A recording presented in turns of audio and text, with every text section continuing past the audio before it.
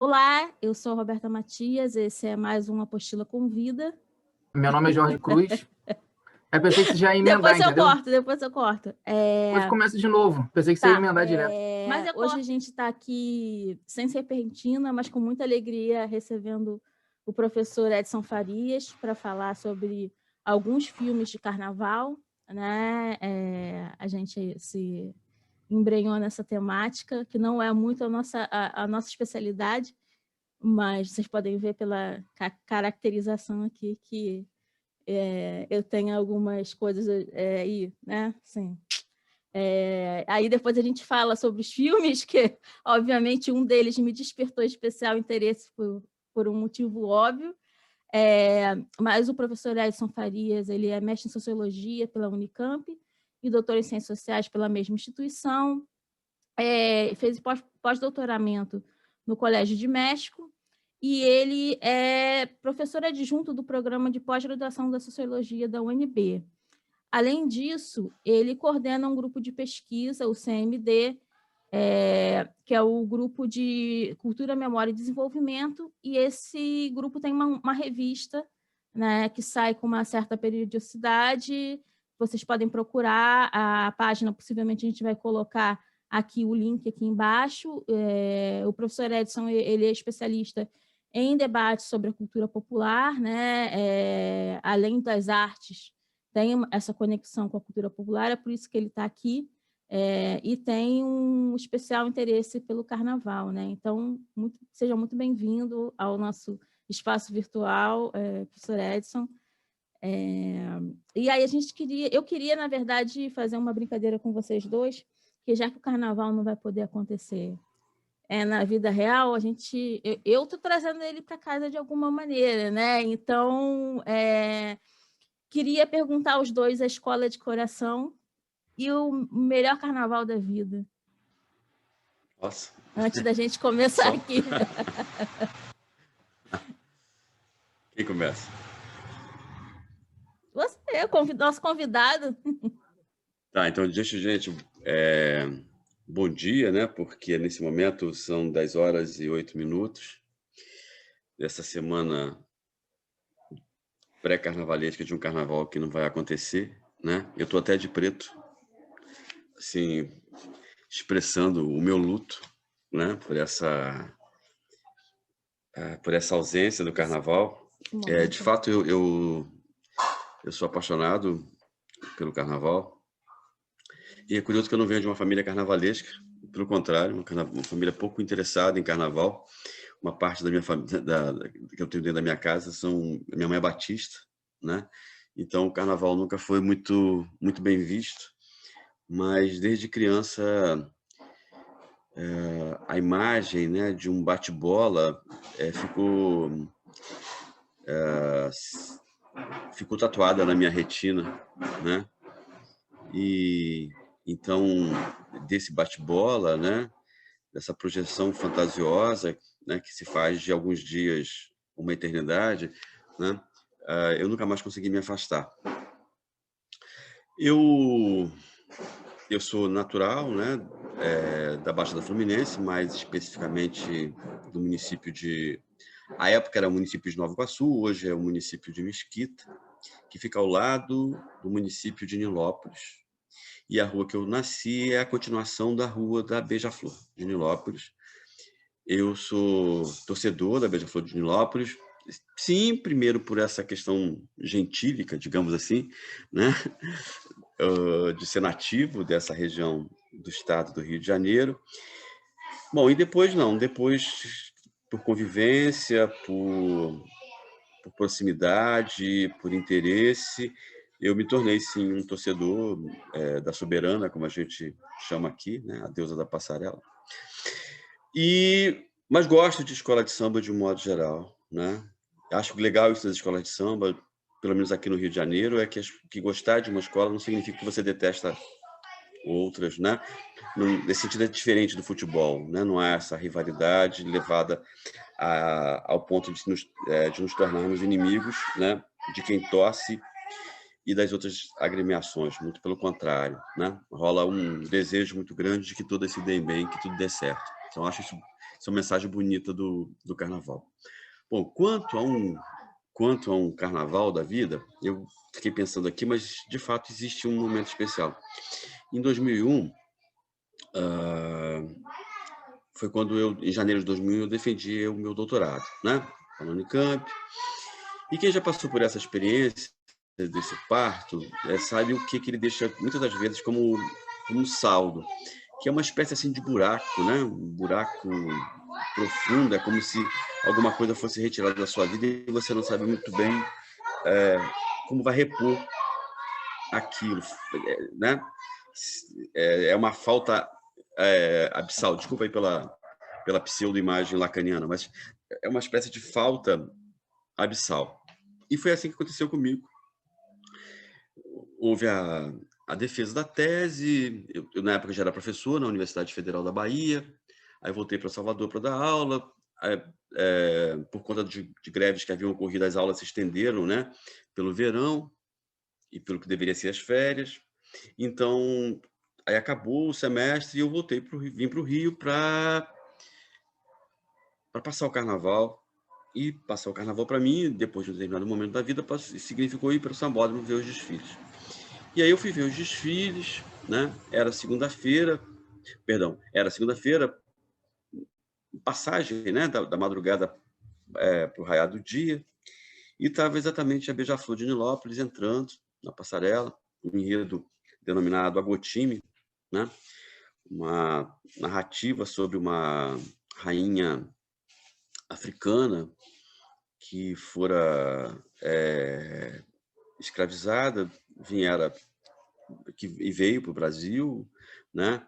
Primeiro foi parar na região de Lençóis, no interior da Bahia, mas de lá ela rumou para São Luís do Maranhão, né? Já com sua liberdade conquistada, e vai ser uma das fundadoras da Casa de Mina, né? De São Luís. Bom, o desfile foi muito tocante, né? Se tornou um dos desfiles de referência. Era a última apresentação, né, naquele dia. E à medida que a escola foi se saindo, foi se despedindo, e o sol foi, né, se colocando mais evidente, né? Quer dizer, uma comoção, uma espécie de atmosfera comovida, né? A gente começou a aspirar essa atmosfera e eu chorei muito. E eu entendi que naquele momento eu tinha, digamos assim, feito meu luto da minha condição de estudante, de um ciclo da minha vida, né? E que agora que eu tinha que olhar era o fato de que tinha me tornado uma outra coisa, no caso, um professor, um profissional, né? Da pesquisa nas ciências sociais no Brasil. E foi assim que eu voltei para casa, né? Mas eu queria frisar, né? Eu queria dizer que, pelo menos na minha experiência, o carnaval, por vários momentos, foi esse instante epifânico, elucidativo, né? De ciclos da minha própria vida, mas também da minha percepção em relação a outros aspectos do mundo, né? Eu, assim como o Edson, nunca tive uma família que se jogasse no carnaval, né? O carnaval para mim sempre foi sinônimo quando eu era mais novo não de viajar, porque a gente não viajava, mas de ficar em casa e tal, descansando. Mas eu sempre gostei de escola de samba, então desde muito criança assim eu já assistia na televisão e tal. E apesar de eu ser da área da Tijuca, né? Eu moro no Grajaú, eu criei uma identificação muito novo, até por conta do sucesso que fazia na época com a Imperatriz Leopoldinense, né? Ela teve a primeira fitinha que eu comprei com sambas enredo, que era de 96, eu tinha 10 anos. Se eu não me engano, ela tinha sido campeã no ano anterior, então ela era a primeira escola, então que era um samba sobre a Imperatriz, né? Sobre a Leopoldina mesmo, que até hoje é um dos meus sambas preferidos. E ela foi, né? Foi ganhando título, então eu criei essa conexão quando criança, mas como um torcedor apaixonado, meio cego, né? Sem referência em casa, né? Não participava de nenhuma escola. Mas com relação à escola, depois de um tempo, né? Eu passei a ter uma simpatia maior. Hoje eu não sei se eu me considero torcedor, porque eu assisto com o mesmo olhar de assim, eu não consigo escolher não consigo ter um carinho especial por uma, né? Eu assisto os desfiles e gosto de todas, mas pela proximidade, por conta da Vila Isabel, né? Depois eu entendi minha família, meus avós sempre torceram pela Vila Isabel e tal. Minha avó contava uma história que eu até hoje não sei se era fanfic ou não, de que o Noel Rosa era primo dela, né? Por ela morar muito próximo, talvez aqueles primos de consideração que circulavam pelos mesmos ambientes, né? E hoje, assim, é uma que eu sempre procuro nunca deixar de assistir com carinho. Mas, assim, carnaval para mim sempre foi sinônimo das escolas de samba. Assim, eu tive poucas experiências. Tive um período da minha vida, ali uns 2, 3 anos, que eu frequentei bloco, mas vou ser sincero, assim, não criei essa relação como eu tenho com a escola de samba, de realmente parar para assistir todas e não sair da frente da televisão. Todo ano foi assim. Vai me fazer muita falta esse ano, porque é uma conexão que a gente faz com o Rio de Janeiro, com os vários territórios, com as várias culturas, e também com o país, né? A gente, inclusive, nos últimos anos, esses enredos que retomam essas questões mais politizadas, né? As pautas também identitárias. Então, nunca foi tão bom assistir. A gente está num processo ali de desfiles cada vez que se conectam mais com a sociedade. Então, eu estava muito ansioso por esse ano. Mas, então, Carnaval inesquecível, eu poderia talvez mencionar, assim, com uma questão acadêmica do Edson, o de 2009, porque eu tinha terminado a faculdade de Direito e a segunda fase da OAB era no domingo após o Carnaval. Era até o dia do encerramento do Carnaval no Rio de Janeiro, né, que é quando o monobloco saía na Rio Branco. Então, eu fiquei naquele dilema, assim, porque eu estava na última semana, tinha que estudar, mas mesmo assim não deixei de assistir as escolas, que eu pensei assim, bom, eu tenho que manter um cronograma de estudo, mas eu tenho que manter também a minha saúde mental em dia, né? Tirar a minha pressão. Então eu não vou deixar de fazer o que eu sempre faço no Carnaval, de ter essa conexão. Então não abri mão e fiquei com muito medo quando chegou na época da prova, né? No domingo da prova, falei assim, pô, será que eu poderia ter estudado mais? Mas deu tudo certo, eu consegui passar, então não perdi um Carnaval, como infelizmente a gente vai deixar de ter esse ano, e eu consegui seguir a minha vida. Mas assim, um Carnaval, eu sempre digo que o melhor é o que está por vir, porque eu ainda não assisti nunca nenhum no Sambódromo, então eu espero um dia conseguir assistir, sempre por vários motivos nunca participei, mas aí agora com a pandemia mostrando que a gente nunca pode deixar para depois coisas que a gente tem muita vontade de fazer, eu acho que o próximo que tiver eu não vou deixar escapar. E você, Roberta, conta aí sua escola e seu carnaval inesquecível. Acho que a escola já está muito clara. Ao contrário de vocês dois, a minha família, meu pai e minha mãe, eu acho que era a arte que sempre uniu os dois, assim, se tinha alguma arte que unia os dois, era esse momento do carnaval, do desfile. Então, desde pequena, eles me levavam para os arredores do Sambódromo para ver os carros entrarem, os carros saírem. Eu nunca tive a oportunidade de estar dentro do Sambódromo. Tive convites de amigas da minha mãe, que eu tinha uma amiga da minha mãe que era como se fosse uma tia, ela faleceu há alguns anos, mas ela participava do Bola Preta e ela sempre ia para os desfiles e ela convidava e a gente sempre deixava para depois e nunca foi com ela ao Sambódromo. Mas eu acho que, assim como você, Jorge, eu sou salgueirense porque num momento ali da minha vida que eu estava mais conectada, o Salgueiro explodiu com samba, né? Que está na boca de todos nós, e isso me fez ser salgueirense, mas os meus pais sempre tiveram um apreço pelo carnaval em si, né? Enquanto construção mesmo, de artística e tudo. Então, eu vivia cercada de samba enredos, de músicas do Noel, do Cartola e tal. Então, assim, acho que era uma coisa que unia os dois e que me fez se aproximar do carnaval de alguma maneira. Mas, por motivos outros, eu tenho a Portela aí como uma escola de segundo lugar aí no meu coração, que está sempre disputando ali com o Salgueiro. Estou sempre torcendo, óbvio, assim, eu acho que, como o Edson falou, a gente torce por todas, torce sempre para que não dê nada errado. É sempre muito triste quando acontece alguma coisa, algum carro que não consegue entrar e tal, mas acho que as duas estão aí disputando um lugarzinho no meu coração. E diria que eu tenho aí esses carnavais da infância como um momento especial, até os meus 10 anos, né? Que eles me levavam, e tinha baile de rua, me levavam para a rua também, para carnaval de rua. Depois tem o segundo momento com meus 17, que eu vou para... E aí saio no Bola Preta, eu fico com 5, 6 anos saindo todo ano no Bola Preta, para seguir essa tradição aí da amiga da minha mãe. E eu acho que ano retrasado, né, o Carnaval de 2019, que eu acho que Pernambuco me apresentou outra possibilidade de brincar carnaval, que é muito interessante.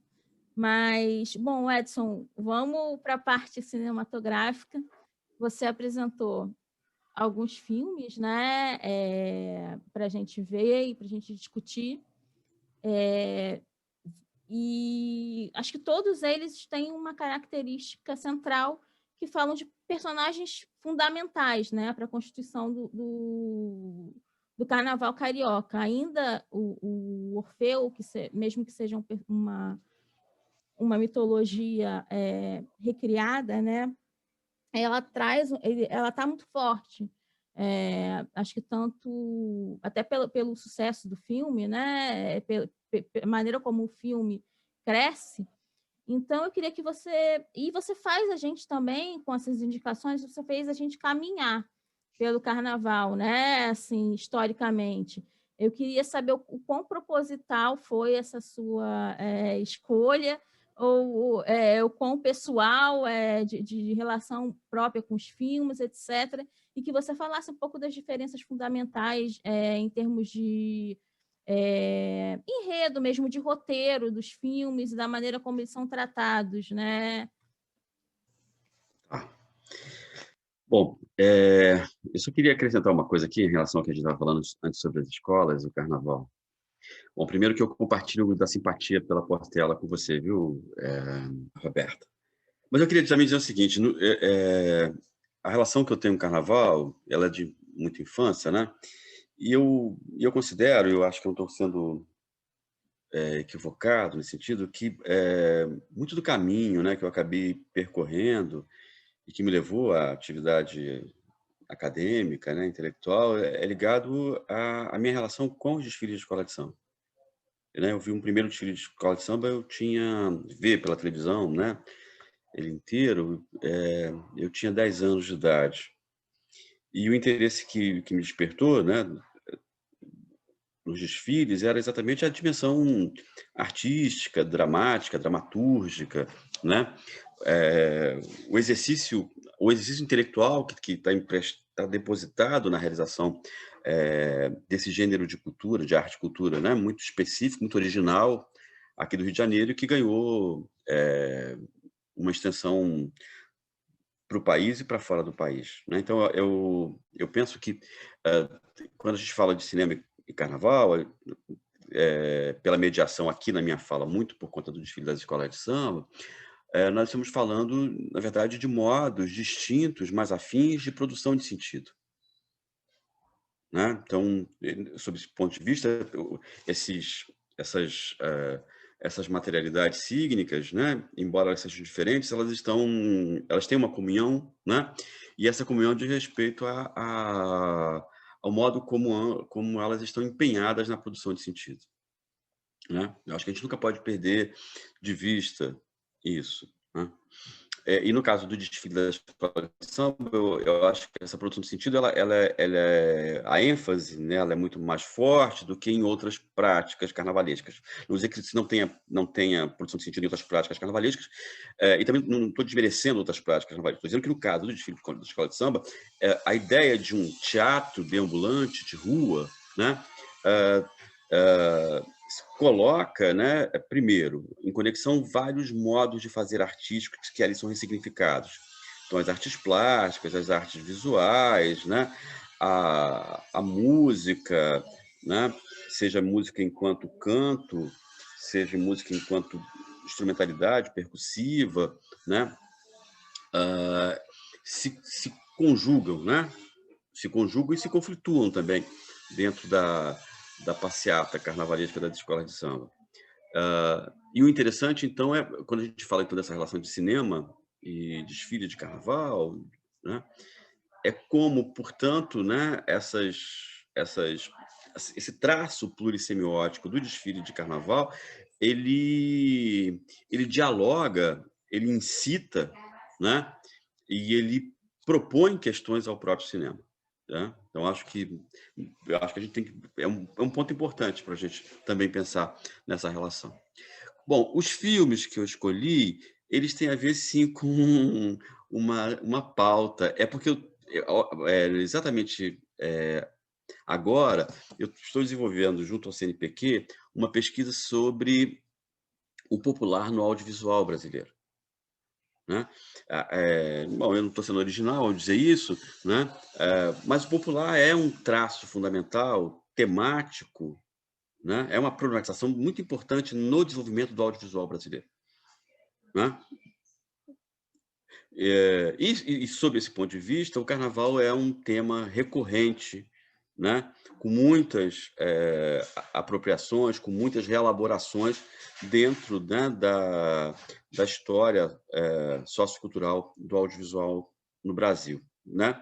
Se a gente pensar, por exemplo, né, que muito da história da cinematografia brasileira, né, vem da maneira como, né, ao longo do século XX, a famosa Festa da Penha, que era o espaço, né, a festa popular que congregava vários grupos, né, aquela festa portuguesa que vai se tornando uma festa muito afro-brasileira, que congregava muitos grupos e que esses grupos iam levar as músicas, né, para serem cantadas ali, e isso tinha uma repercussão pública, e que, paulatinamente, né, esse status concedido à Festa da Penha começa a ser concedido ao Carnaval.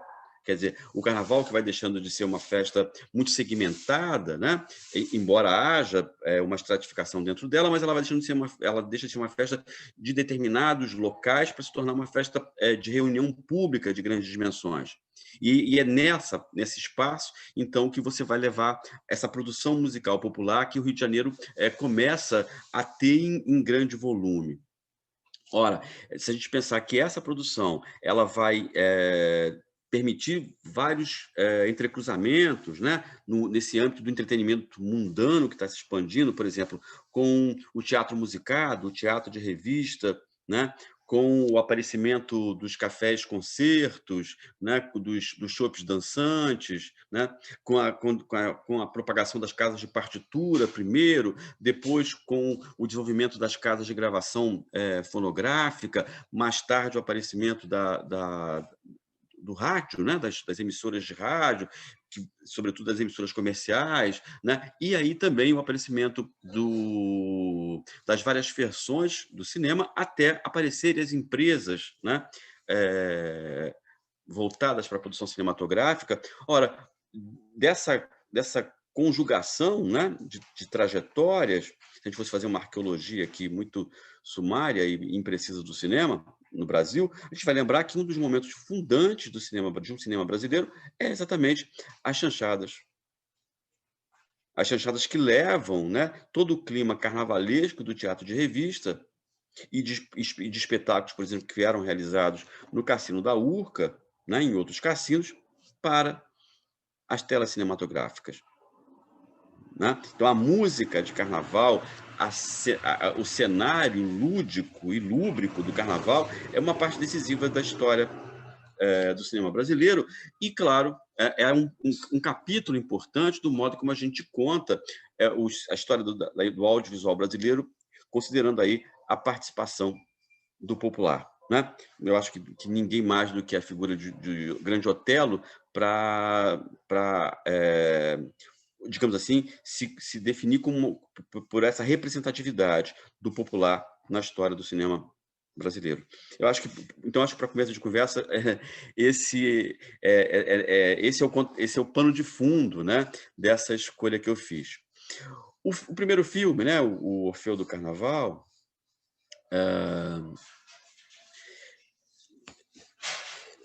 quer dizer, o Orfeu do Carnaval ele é decisivo na medida em que é uma imagem do Rio de Janeiro que está se projetando, né? Não era a primeira vez que o Rio de Janeiro se projetava em telas para fora do país,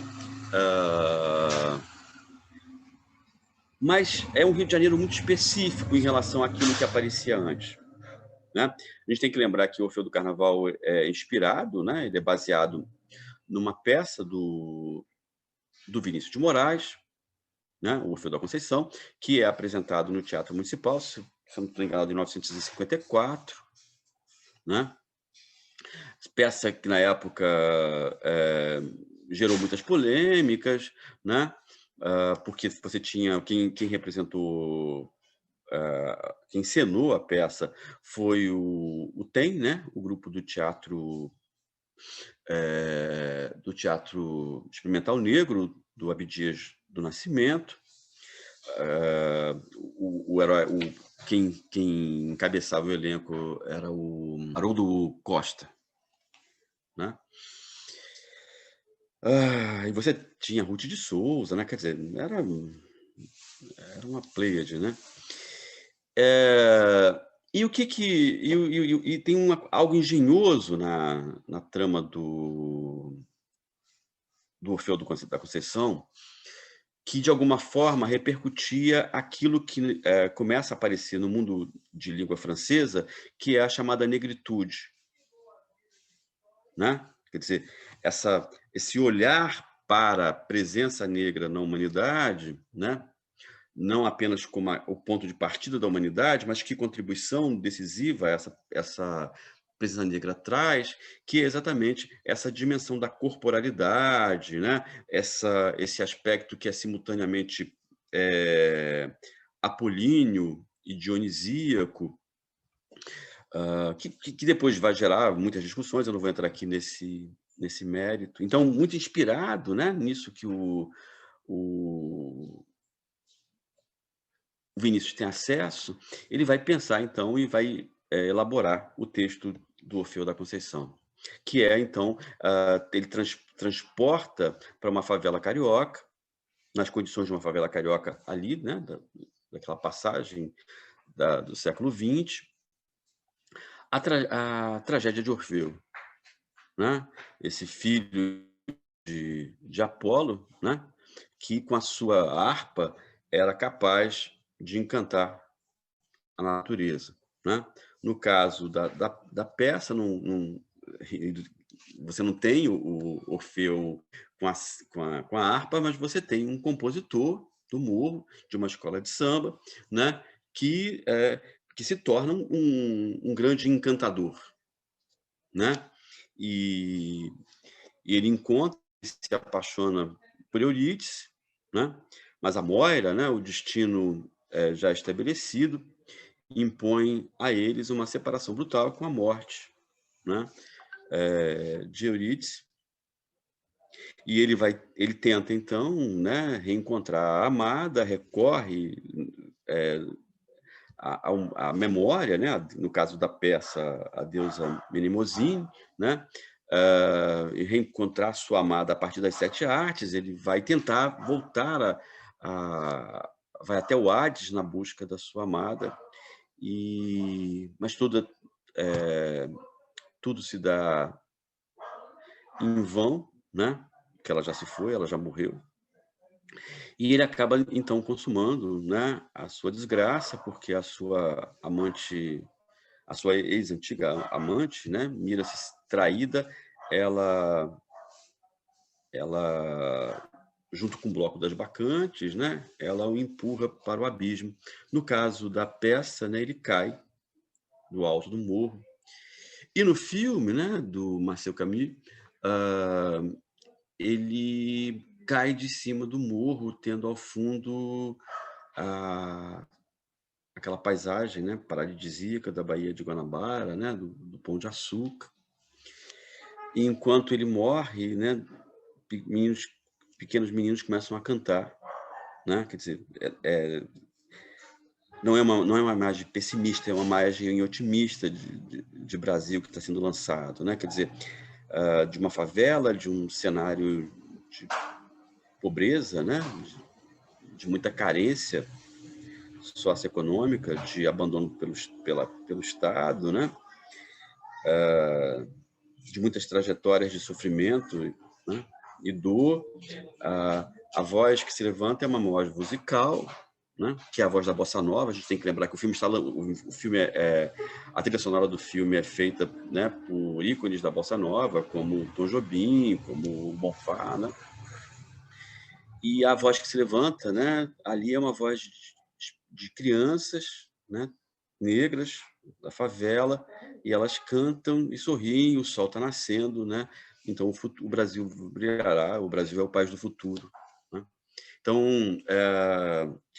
me parece que é um filme muito emblemático para a gente pensar a imagem, ou uma decisiva imagem que o Brasil vai consagrar para o mundo na segunda metade do século XX, né? Uma imagem positiva, né? Uma imagem de um país pobre, né? Naquela época o Brasil aparecia como um país pobre, mas emergente, né? Formado por uma gente mestiça, alegre, né? Criativa. Eu acho que essa a grande ideia que aquele filme deixa. E que, sob esse ponto de vista, então, o Carnaval é um ritual nacional, né? Um ritual onde se enfatiza aqueles que são os valores mais caros, né, da brasilidade. Então, a confraternização, né? A capacidade de superar de modo alegre, né, as adversidades, né? Quer dizer, você tem toda uma elaboração poética, né? Que não fica apenas aí nas imagens cinematográficas, mas que aparece nas canções, né? Que aparece numa certa teoria de Brasil, né? Que ganha voz em autores como Roberto da Mata, por exemplo, mais tarde, né? E que, por exemplo, se configura também, né, nas imagens da seleção brasileira, que começa a ser vitoriosa nos campeonatos mundiais de futebol. Então, quer dizer, a nação brasileira, que aparece com Pelé, com Garrincha, né, a nação negra, mestiça, né, pobre, humilde, mas exuberante, criativa, né?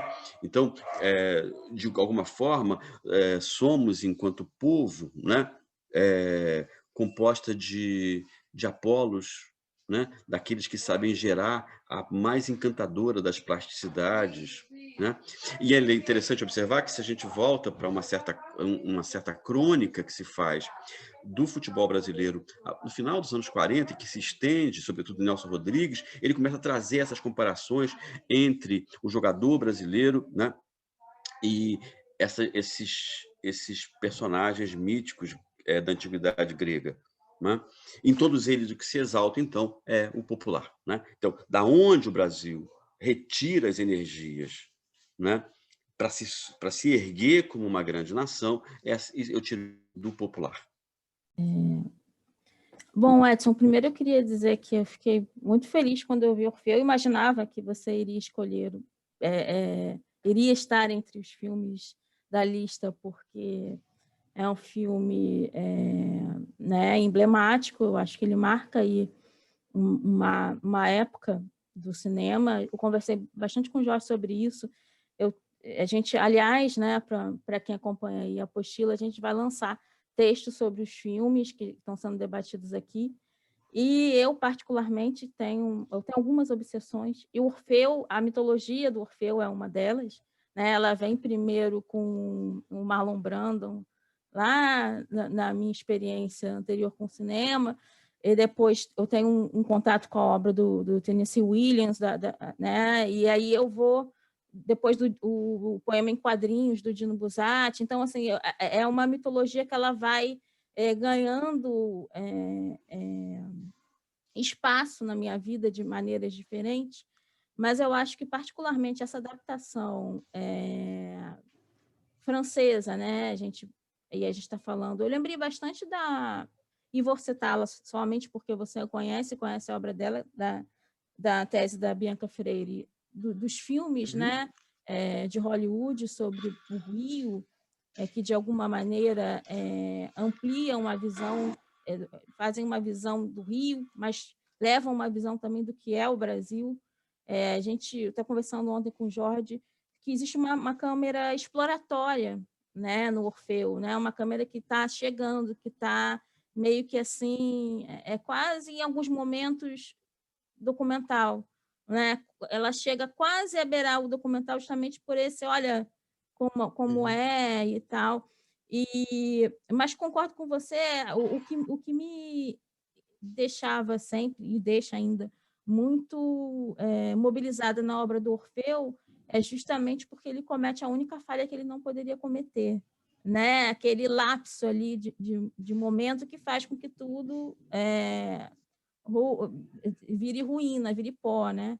Mas o filme ele traz essa renovação, né? Então ele dá uma volta aí do tipo, olha, nós estamos continuando de alguma maneira com essa uma espécie de alegria que perpassa o filme todo, né? Desde da entrada do filme, da abertura do filme, até a chegada da Eurídice na cidade, né? Que também já é num clima de carnaval, ou seja, a festa mobiliza a cidade toda. Mas eu acho que tem essa leitura também do que é o Brasil e do que é o Brasil exportado para uma Europa, né, num determinado momento. Não sei se você quer falar mais sobre isso. Eu acho que você observa algo interessante, né? Que se a gente compara, por exemplo, o modo como uma cinematografia hollywoodiana, na época, no período da política da boa vizinhança, né? Ali na Segunda Guerra Mundial, ela apresenta o Brasil, né? E aí a figura emblemática da Carmen Miranda, né? E como o Brasil aparece, esse mesmo Brasil, ou outro Brasil, aparece no filme do Camus, né? Acho que é um ponto importante. A meu ver, quer dizer, quando eu assisto, né, os filmes da Carmen Miranda, efetivamente é um Brasil de cenário. Ali é um Brasil de cenário. Ok? Quer dizer, o Brasil é um Brasil, eu diria, esterilizado, né? Muito esterilizado. É um Brasil de cenário, por quê? Porque o Brasil é um Brasil que tem que caber, né, dentro dos limites de um cassino. Okay? Então, quer dizer, é um Brasil que é apresentado, eu tenho referências à tropicalidade, à carnavalidade, né, mas eles são postos efetivamente como adereços. Né? Adereços que estão compondo uma cena cenográfica, né, de um grande entretenimento. Eu acho que isso é uma coisa, né? Acho que isso é uma coisa que sim, de alguma forma dialoga com o que nós falávamos sobre o teatro de revista no Brasil, de alguma forma, não plenamente, talvez mais com os espetáculos que vão ocorrer, ou que ocorreram, né, no Cassino da Urca, durante os anos 30, início dos anos 40, né, da onde, inclusive, a Carmen Miranda sai para Hollywood, né? Eu acho que isso é uma coisa. Agora, eu acho que no caso do filme do Camus, nós temos, por isso eu acho importante a referência da peça, né? que o filme é uma adaptação da peça do Vinícius, não. Na verdade, aí eu tenho um outro olhar, né? Claro que é um olhar francês. É um olhar francófilo, digamos, não só francês, mas francófilo. Né? Em que medida? Na medida que, por um lado, eu tenho, sim, aquilo que nós falávamos sobre reflexos né, do debate em torno da negritude, que ganhava vulto, né, no mundo da francofonia, mas também eu tenho aí um outro debate que vem dos anos 20, que é em torno de Apolo, né? Quer dizer, essa expansão, né, dentro da cultura francesa, que é a ideia do Apolo. Quer dizer, o filme também é captura, né, o Brasil por uma discussão francesa, uma questão cultural francesa que está estendida ali, né, entre as décadas de 20, 30, e que de alguma forma é retomada em outros momentos. E que marca, e eu acho que é importante em termos de um debate mais voltado para as ciências sociais, que marca uma outra questão importante no diálogo que se fazia na época entre Brasil e França, que era a ideia de encontros civilizatórios, né? Esse encontro entre a África e Europa na América, que, por exemplo, né, aparece em Casagrande Senzala, né? Aparece na ideia de Europa, França e Bahia, né? No modernismo, mas que também vai ter um peso muito importante, né, nos olhares que são lançados tanto por Roger Bastide como pelo fotógrafo, o Pierre Verger, sobre as religiões de matriz africanas no Brasil. Né? Ora, essa ideia de que o contexto civilizatório africano e o contexto civilizatório europeu se encontram aqui. E que, né, essa ideia que vem desde Montaigne, né, desde os ensaios, né, quer dizer, eu tenho aqui, nesse encontro, é possível que eu vislumbre, né, uma alteridade em relação à civilização cartesiana, produtivista europeia. Né? Uma outra episteme, um outro modo radical de viver, de pensar, né? Que não é esse que eu trago. A gente lembrar um famoso trabalho da época dos anos 30, trabalho do A África Fantasma, né? Agora está o Lery, né?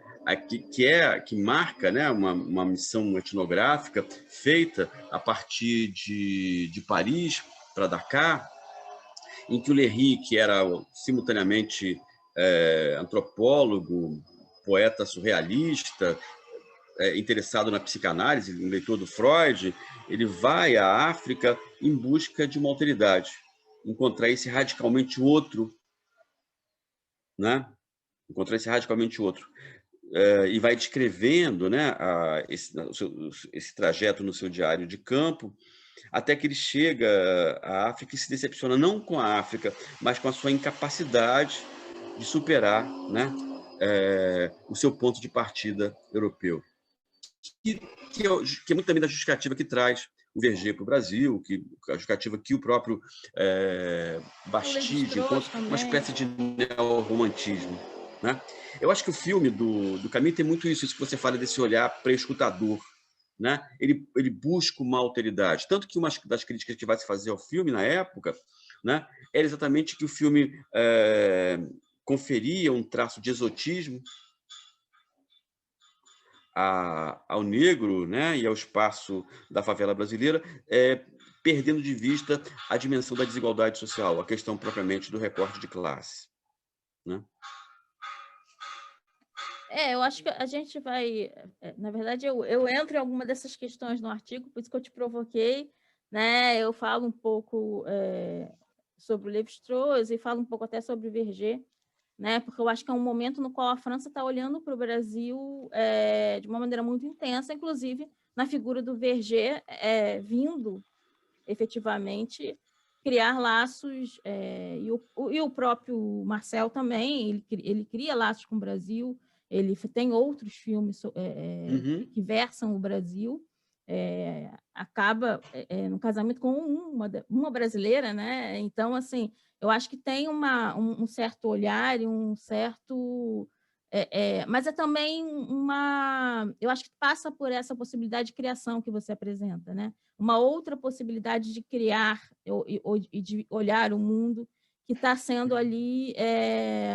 porque a gente sente a câmera... experimentada, sentida, vivenciada, né? Eu acho que essa câmera exploratória, que por vezes vem nesse sentido de mostrar um outro, aí a gente pode ter tem essas críticas, a gente sabe que tem. Então, é um momento de muita exploração daquele Brasil, né? E da gente, acho que de ser entendidos, mas também de nos entendermos enquanto espaço e território. Acho que há uma efervescência aí imagética nessas décadas aí, diria, acho que começa assim com esse teatro de revista, né? E eu acho que segue para o cinema de alguma maneira, se a gente vai ver os filmes que são criados na década de 50, ainda 60, acho que ainda pegam um pouco isso, mas um pouco antes, assim, talvez a partir de 40, né?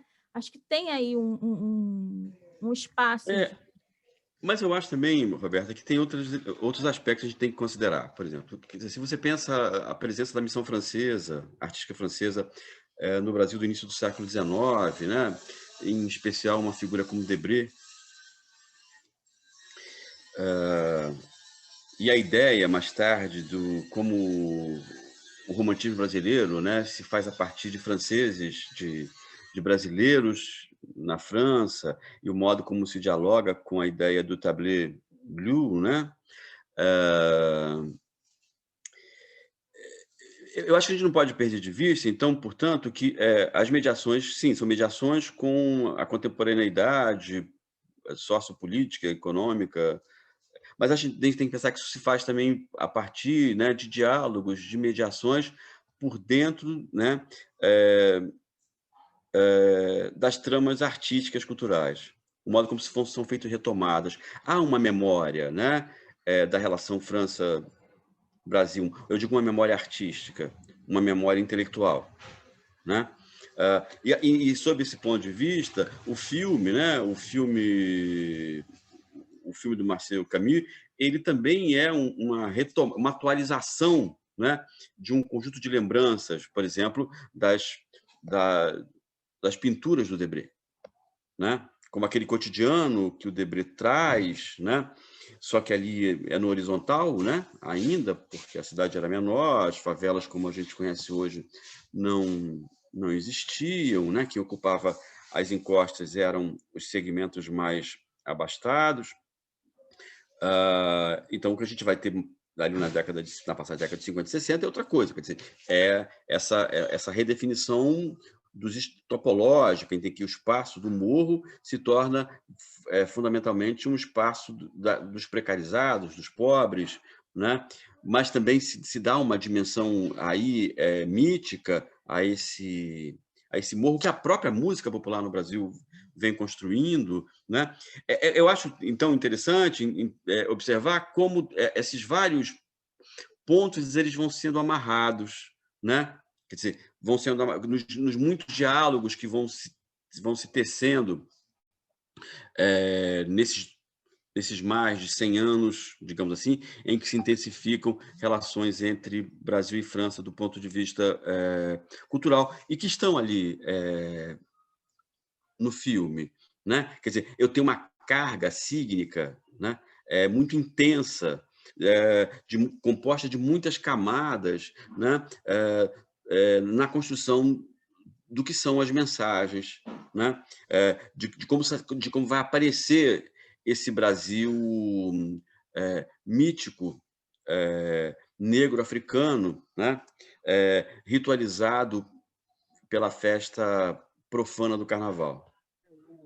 Eu queria acrescentar, né, que essa lista de filmes, né, que você organizou não só transporta a gente para o século de Brasil, né, para o século XX de Brasil, mas também da história do cinema brasileiro, né? A gente consegue conversar ali com essa era do cinema tipo exportação, né? A gente vai ver mais à frente que a gente tem ali crise da Embrafilme, retomada. E tanto para mim quanto para a Roberta, o Orfeu de 1959, ele é uma revisitação, né? É um filme que a gente já tinha assistido e a gente revê agora, né, com outro olhar, né, com nós sendo outra pessoa. E eu particularmente assisti pela primeira vez em cor, né, porque ele está disponível no serviço da Amazon colorido, o que já é outra experiência em relação à fotografia original em preto e branco. Uhum. Mas eu queria perguntar sobre essa projeção que a gente faz também de um Brasil a partir das obras artísticas, né? Principalmente o cinema como cultura popular, porque a gente também tem esse ideal de Rio de Janeiro. A gente tem um pouco dessa visão também de Rio de Janeiro, de um período em que a gente não viveu, por conta dessa transmissão de conhecimento. Só que esse conhecimento também, esse ideal também de Rio de Janeiro, perpassa por essa visão que as artes consolidam, né? Principalmente num filme como Orfeu, né? A gente tem um período, né? A gente quem gosta de futebol, não sei se você gosta, mas a Roberta eu sei que gosta, a gente tem essa coisa de viver a dor da Copa de 50, mesmo sem ter vivido, por conta dessa reprodução, né? Desses referenciais que a gente cria. E até que ponto um filme como Orfeu ajuda a criar esse referencial, não só externamente, mas também internamente, o quanto ele molda o nosso comportamento enquanto sociedade a partir de uma consolidação de uma visão que não necessariamente era a opinião da pessoa ali, mas por conta dessa manifestação cultural, isso foi passado para gerações futuras, mesmo as que não assistiram o filme, quando assiste o Orfeu pela primeira vez, cria uma identificação com o Rio de Janeiro que ele nunca viveu, e o peso dessas manifestações culturais populares, principalmente o audiovisual que a gente está discutindo aqui, nessa visão da sociedade diante do espelho, né, digamos assim. Eu acho que uma coisa importante nesse conjunto de questões que você levanta é a gente partir do entendimento primeiro que o cinema, as artes, né, o carnaval, são mímeses, né? Quer dizer, não vamos esperar que, digamos assim, que o real, o histórico, né, esteja posto de maneira acabada nessas coisas, até porque então não faria o menor sentido, né? Quer dizer, só tem graça e só tem sentido, e só é sentido, né? Porque exatamente é uma criação, né? Que efetivamente não é arbitrária, no sentido de designar apenas uma opção idiosincrática, né, de alguém, mas que responde, né, digamos assim, a critérios, a leis, muitos dos quais são tácitos, que a gente só vai conseguir mapear, rastrear, né, e objetivar quando a gente vai estabelecendo uma série de relações com outras produções, né, com as vozes que estão sendo assonantes naquele momento, e como essas vozes assonantes naquele momento elas repõem, né, imaginários, concepções, dialogam e contradizem outros momentos, né? Então, um pouco disso a gente estava falando aqui nesse diálogo, né, que está presente no filme, com vários momentos dessa relação cultural, intelectual entre a França e o Brasil. E me parece importante, a partir disso, né, sim, a gente pensar que o quanto Orfeu do Carnaval vai repercutir no modo de entender e perceber o Brasil por parte dos brasileiros, né?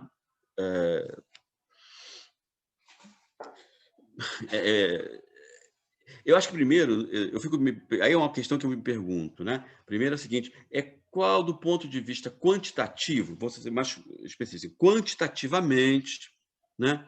Como o quanto o filme chegou aos brasileiros, né? Me parece que O Orfeu do Carnaval é um filme que tem uma repercussão em determinados círculos, né? Determinados círculos o absorvem. Como esses círculos são aquilo que a gente vai chamar nas ciências sociais de grupos de status e tem uma capacidade enorme de se fazer repercutir, né, na construção de opinião pública, então o filme repercute indiretamente para outros segmentos. E como esses mediadores, digamos assim, eles vão elaborar produções, essas sim, de maior alcance, muito calcados, inspirados, né, na sua mimesis em Orfeu do Carnaval. Por exemplo, me parece, por exemplo, que a televisão, especialmente as telenovelas, né, que são, sim, um veículo decisivo, né, na construção de imagens nacional populares, estou usando aqui uma ideia do Renato Ortiz, na moderna tradição brasileira, né, a partir dos anos 70, sobretudo, as telenovelas, quando elas têm que falar das favelas, do mundo, do universo do carnaval, né? Sim, o Orfeu do Carnaval é paradigmático, né? De alguma maneira, é com o Orfeu do Carnaval que eu vou ter um modelo, até eu diria canônico, de representação do popular carnavalesco no Brasil.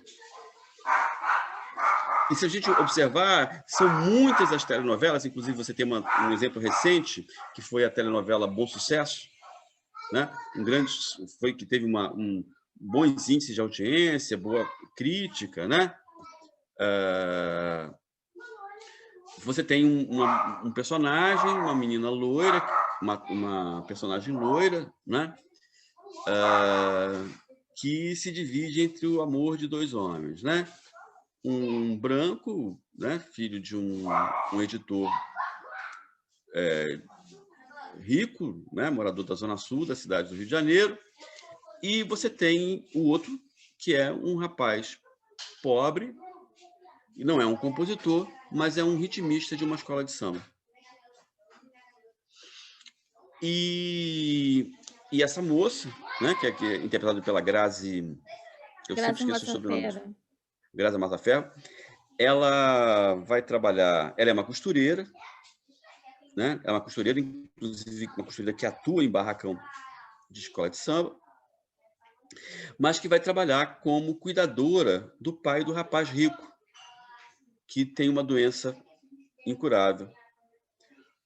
Os dois se aproximam, acaba se gerando um sentimento forte entre ela e o rapaz, esse senhor, que era interpretado pelo Antônio Fagundes, né? E ele, um homem das letras eruditas, né? Se sente de tal forma atraído pela moça, encantado por ela, e que vai, então, se aproximando do universo da Zona Norte, carioca, ali a região da Leopoldina, Bom Sucesso, Olaria, Ramos, né? E um momento elucidativo, né, exatamente dessa relação entre os dois, é quando ele começa, então, a ir para a quadra da escola de samba. Isso vai tendo um efeito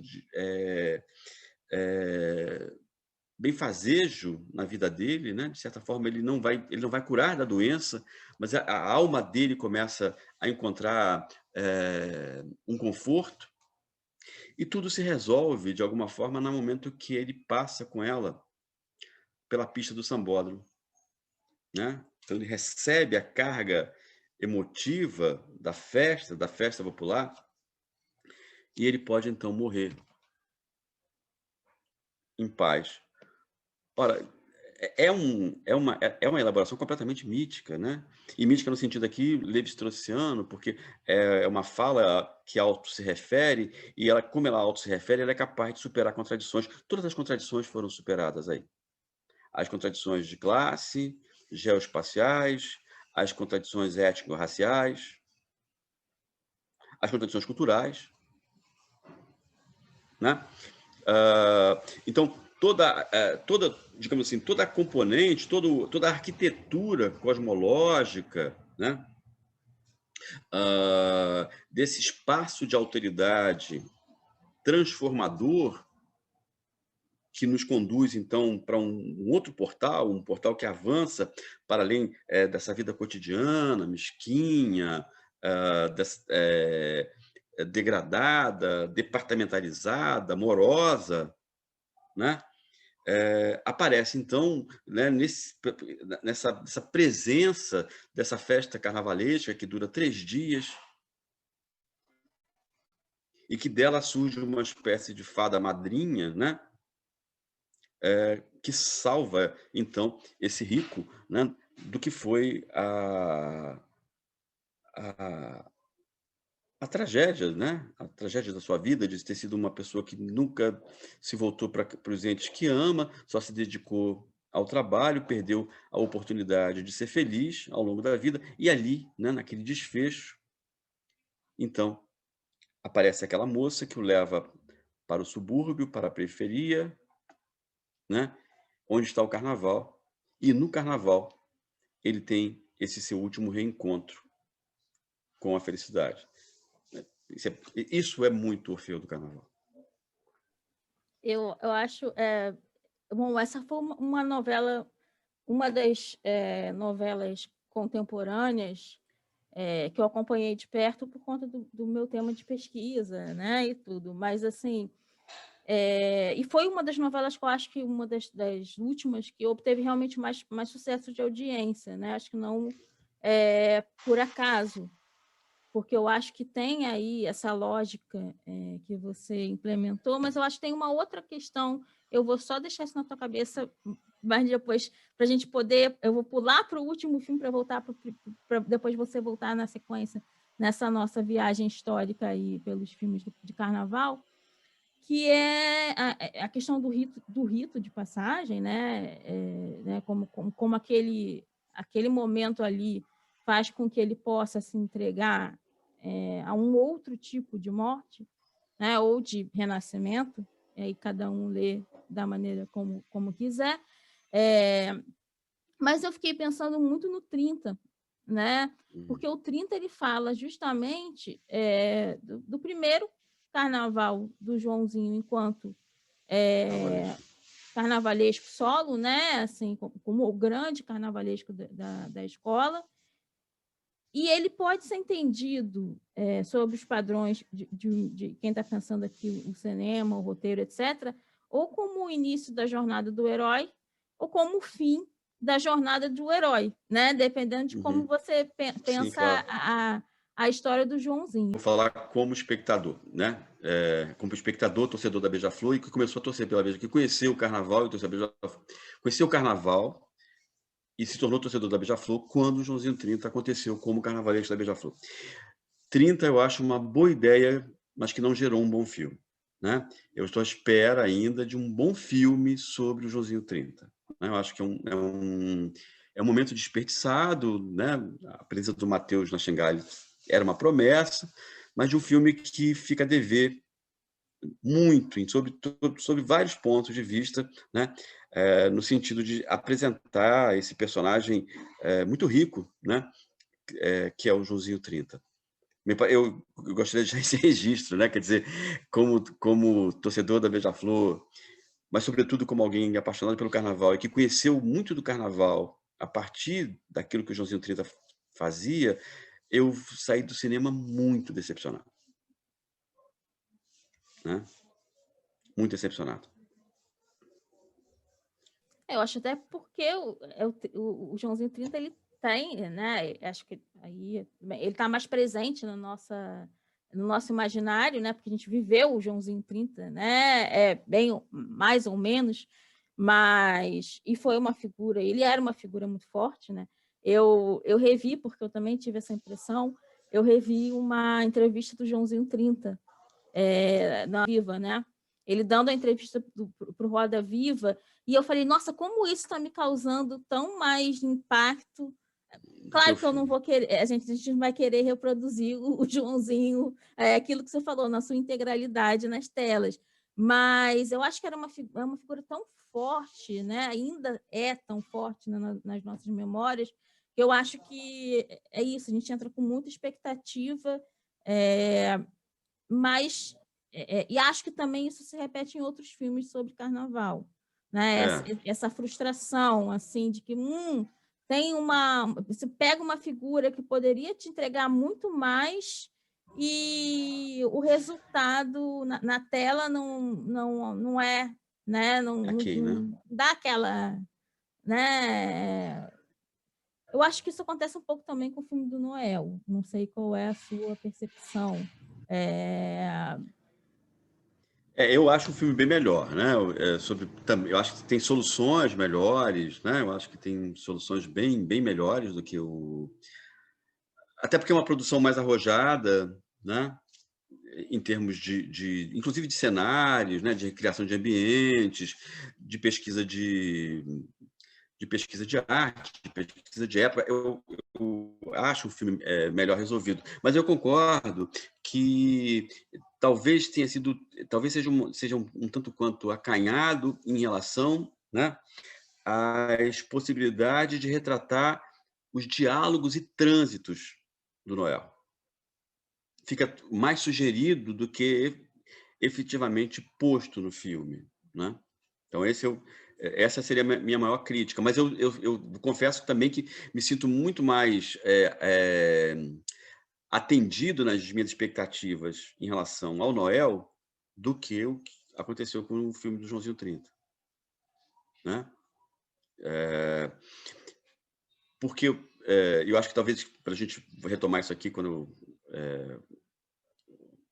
conversarmos, né, com mais tempo, eu acho que o filme perde uma oportunidade, o filme sobre o 30 perde uma oportunidade decisiva quando a gente fala do Joãozinho 30, né? E ainda mais naquele enredo que eles fizeram questão de se ater, que é o Rei de França na Ilha da Assombração, que é o lugar desse menino, né? Esse lugar psíquico, né? E de fala, digamos assim, de um menino que se projeta imaginativamente. Porque da onde parte o enredo, né? O enredo parte de uma fabulação do pequeno Luís XV, que no seu palácio ouvia o relato dos marinheiros que estiveram na América, né? No caso, no Maranhão, o relato do que eles viram na América, né? Então, e ele encantado com o que escuta, o menino sonha, né? E produz um mundo onírico. E nesse mundo onírico, né? A partir das suas referências, ele vai recuperando, né?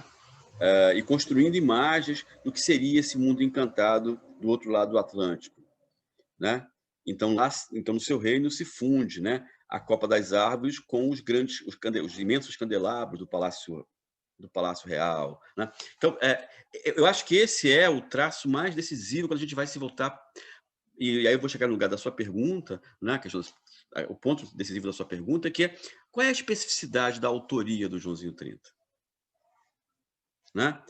Falar do Joãozinho 30, nós estamos falando, na verdade, sobre a autoria, sobre a assinatura, né, de um criador, né, de um sujeito nesse sentido, né?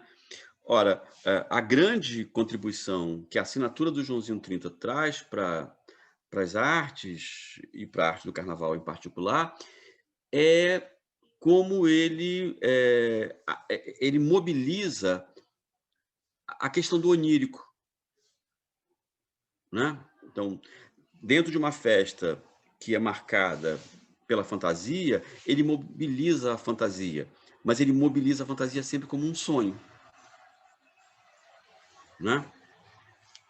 E me parece que esse ponto tão crucial, ele foi, eu diria, menosprezado, ele é menor no filme, né? Ele é pouco explorado, né, na grandeza que ele tem. Edson, eu acho que acho que nós dois concordamos com você nesse sentido. A gente conversou um pouco sobre 30 também.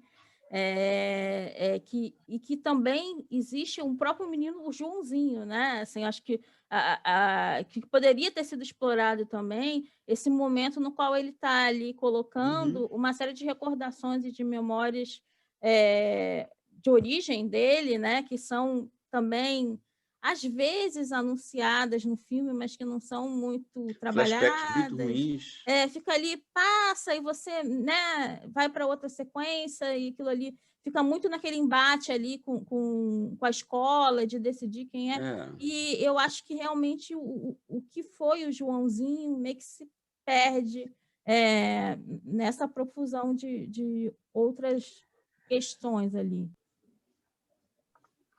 Bom, continuando, eu queria dizer que assim, foi algo que eu e o Roberto a gente conversou bastante, né, sobre a lista de filmes, justamente pela forma como o Nau Rosa é apresentado, acho que um pouco mais um personagem um pouco mais julgado, digamos assim, pelo filme, né? Ele é mostrado, ele é um pouco mais desnudado. Não sei se é pelo material original, né? Baseado é uma adaptação da biografia do João Máximo, né? Eu não sei se também em cima desse trabalho de pesquisa, mas tem aquele problema das cinebiografias de ser muito panorâmico, né? Ser uma obra que traz um panorama, como tem o filme da Elis, o filme do Cazuza, né? E não se aprofundar. Mas eu queria retomar, né, sobre a nova adaptação do Orfeu de 99, queria que você falasse um pouco. É um roteiro adaptado pelo próprio Cacá Diegues, e já queria também emendar um pouco no sentido de é uma história que assim merece ser recontada, né? A gente já tem um filme aí que já se passaram mais de 20 anos. Eu não sei se já caberia talvez uma nova adaptação e quantas vezes, né? Acho que quantas releituras a gente vai ter do Orfeu, porque eu acho que é uma história que não só na adaptação não só na construção do Vinícius de Moraes, mas em outras, né? Se repete, né? Na nossa história do cinema, mesmo não sendo uma adaptação confirmada da história. Mas eu queria que você falasse um pouco dessa segunda adaptação do Cacá Diegues diante do cenário do cinema brasileiro da época. Então, mas eu vou acabar, na verdade, fazendo os temas vão se cruzarem, né? Os tópicos vão se cruzarem, porque o filme do Cacá, quem viu, né, vai lembrar que as imagens do desfile são as imagens da apresentação, né, do desfile da Unidos do Viradouro de 1998, né, um desfile apoteótico, não chega a ganhar, né, um desfile assinado pelo Joãozinho 30, que voltaram, depois de muitos anos, ganhar um título em 1997 com a mesma Unidos do Viradouro. Mas por que eu estou falando isso? Porque eu acho que é importante a gente lembrar, a gente está falando aqui do cinema que vai ao carnaval, né? Mas também a gente pode pensar do carnaval que vai ao cinema. Orfeu da Conceição, Orfeu do Carnaval, foi enredo da Unidos do Viradouro, em 1998, mas também foi enredo da Unidos de São Carlos, hoje Estácio de Sá, em 1983, né? Num enredo que até campeão, a São Carlos sobe, no ano seguinte ela se torna Estácio de Sá, em 84, no ano da inauguração do Sambódromo. E o enredo de 83 que é um belíssimo samba, é muito calcado, né? Tanto na peça como no filme, né? Tanto na peça do Vinícius como no filme do Marcel. Então, veja, portanto, que temos aí usar uma categoria, né? Uma trama intertextual, né, e intermediática, né? Quer dizer, que vai ter sendo consolidando esse verdadeiro mito do carnaval que é Orfeu. Eu diria que Orfeu será retomado tantas vezes quanto exista espaço para esse mito do carnaval e para, claro, evidentemente, para a festa do carnaval no Brasil, né? Agora, me atendo, né, ao filme de 98. Bom, primeiro que fazia parte, né, daquele momento do cinema da retomada ainda, né, quer dizer, depois daquele interregno que aconteceu durante o governo Collor de Mello, né, o fim da Embrafilme, o encerramento da Embrafilme,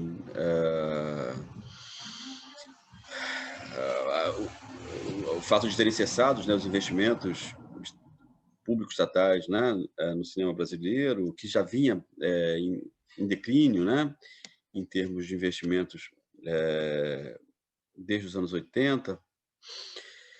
Então, o filme integra essa tentativa dessa retomada e com uma característica muito interessante desse período, né, que é, de alguma forma, como esse cinema dos anos 90, ele vai dialogar com a memória do cinema brasileiro, e, em particular, com a memória do cinema novo, né?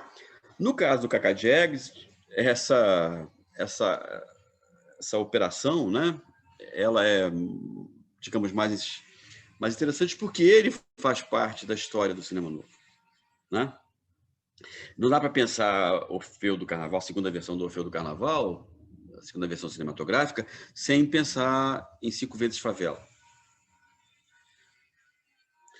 né? Sem pensar em Rio 40 Graus, né? O outro filme, né, da Zona Norte, né, do Nelson Pereira dos Santos. Então, não, perdão, Águia Branca, que é um filme feito nos anos 80, né? Que também se passa dentro de uma escola de samba e do carnaval. Então, eu acho que tem esse elemento, né? Quer dizer, com quem se está dialogando, com quem aquelas imagens, né, audiovisuais da segunda versão cinematográfica do Orfeu dialoga com o cinema brasileiro. Eu diria que dialoga mais com o cinema brasileiro, propriamente dito, do que propriamente com o filme do Marcel Camus. Né?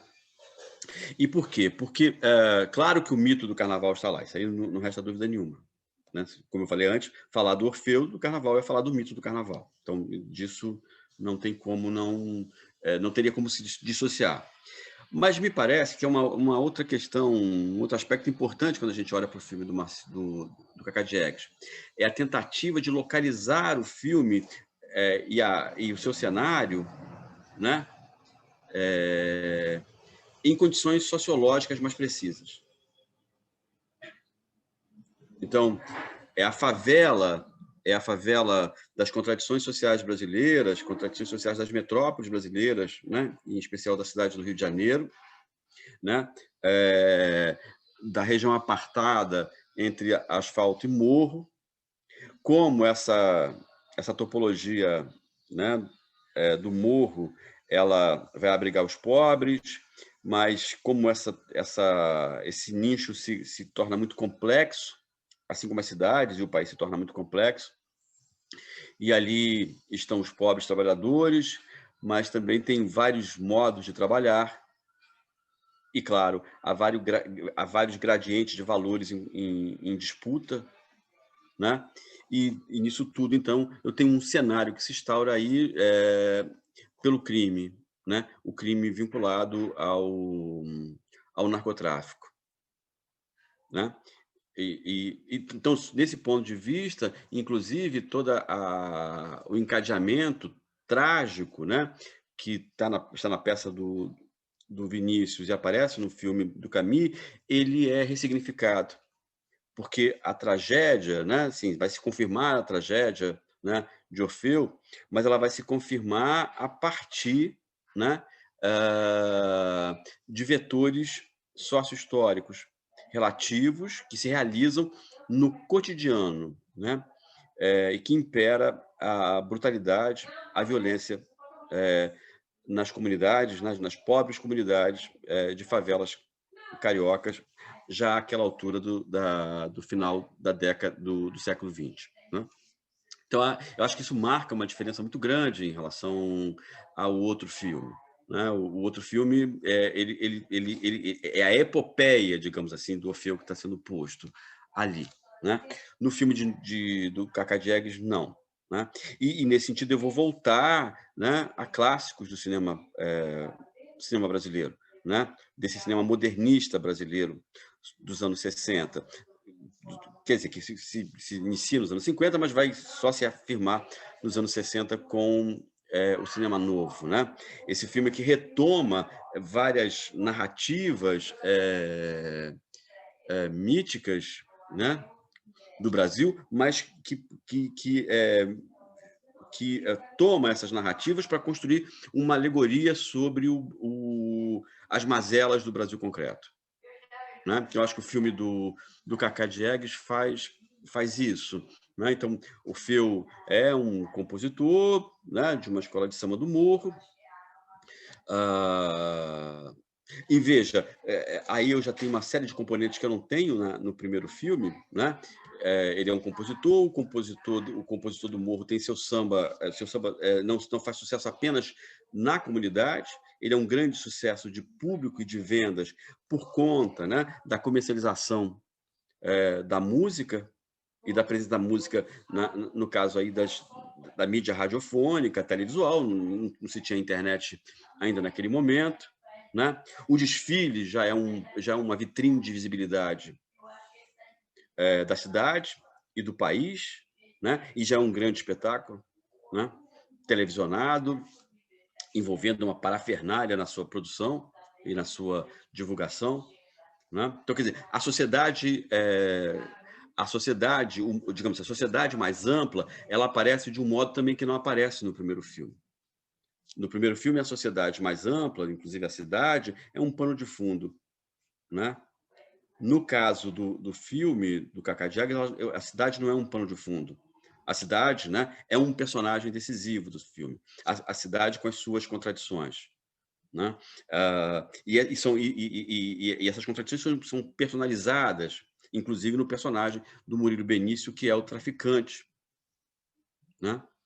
O traficante. Tem uma componente no arquétipico, né, no filme do Cacá Diegues, que me chama a atenção o fato de ele ter, naquele momento, escolhido o Murilo Benício para fazer o traficante. O Murilo Benício é um ator que está aparecendo bastante ali na passagem final dos anos 90 para o início da primeira década, né?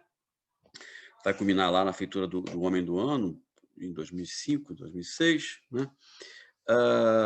Sim, então tem esse aspecto, digamos, comercial, que ele é um ator global já conhecido, mas quando eu vi o filme e mesmo depois eu me perguntei, mas por que escolher um ator branco?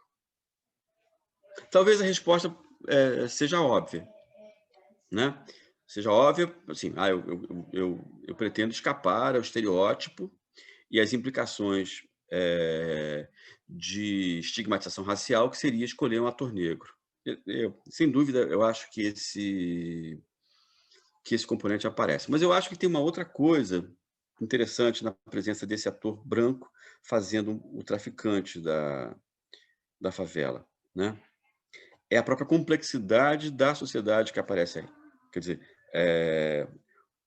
o bandido e os marginais não estão necessariamente onde eles aparecem nas suas figurações rotineiras,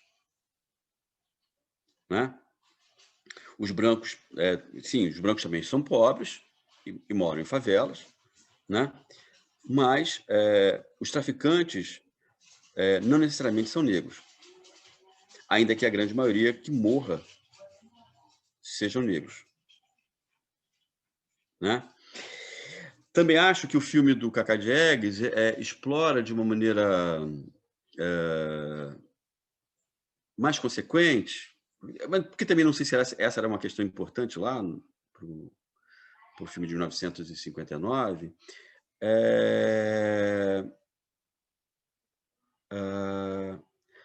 as disputas envolvendo sentimentos como, por exemplo, inveja, né? E como essas disputas envolvendo esses sentimentos, elas também estão socio-historicamente situadas, né?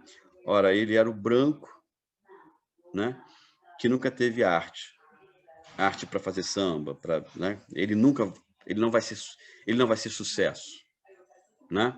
Ele não vai alcançar a projeção e visibilidade que o negro conquistou. Quer dizer, então o filme focaliza as contradições sociais, digamos assim, de pontos mais cuidadosos, né? de maiores detalhes, né? Eu não vou dizer para vocês que eu acho o filme um grande filme, né? Não acho que as soluções, aí se a gente entrasse para uma outra vertente, as soluções de linguagens, né? As soluções de enquadramento, as próprias soluções de roteiro são as mais audaciosas que já foram feitas. Não, eu acho que o filme não acompanha. Eu acho que o filme tem soluções do entendimento sociológico muito interessantes. Mas eu acho que isso não tem contrapartida, né, na realização fílmica, né? Eu acho que as teses são boas, né? Mas o momento de dar concretude fílmica às teses me parece que fica aquém, né?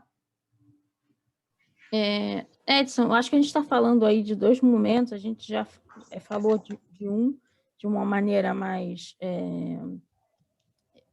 direta, mas a gente está falando de dois momentos que encontram ressonância na América Latina, né?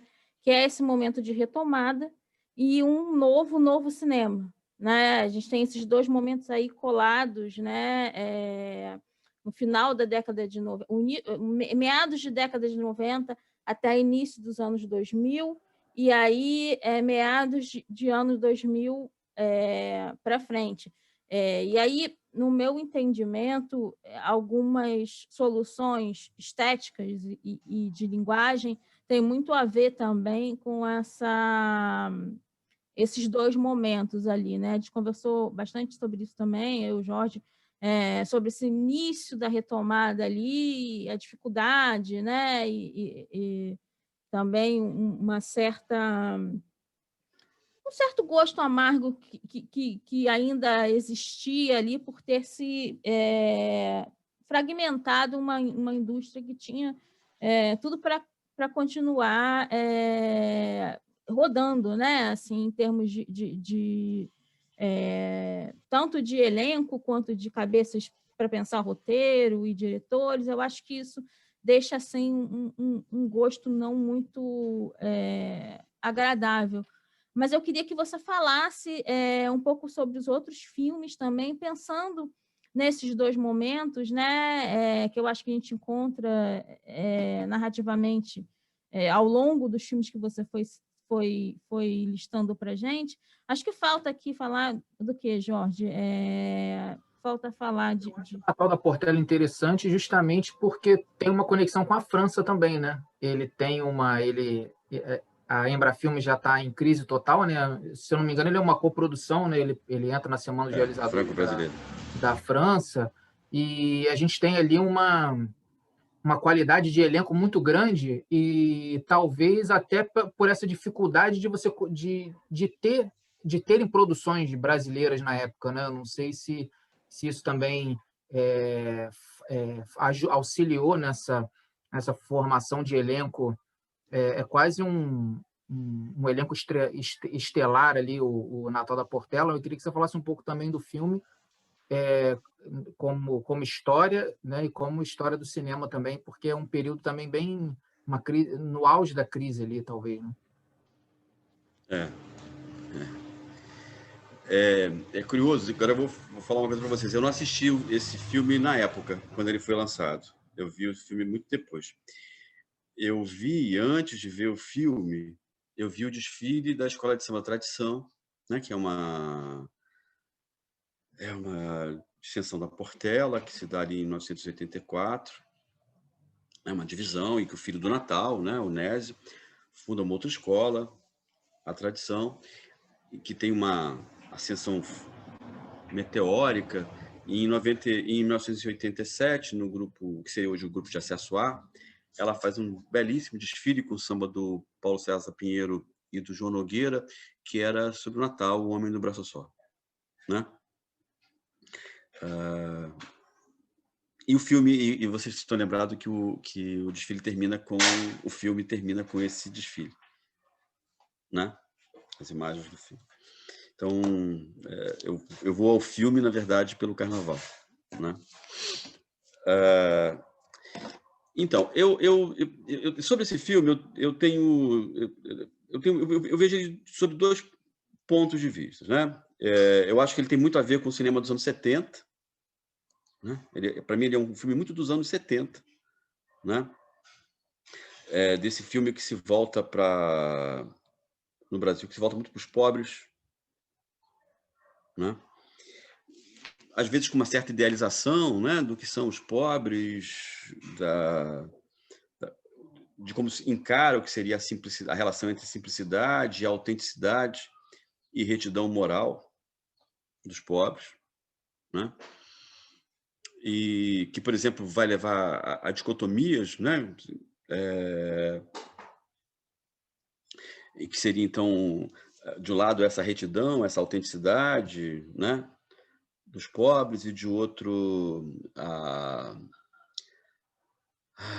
o traço supérfluo, né, o traço farsesco dos ricos, das elites, né? Como a sociedade de consumo, que é restrita aos ricos, tem a ver com, então, essa índole fugaz, né, deles, e os pobres na sua carência, na presença constante, né, da pobreza, né?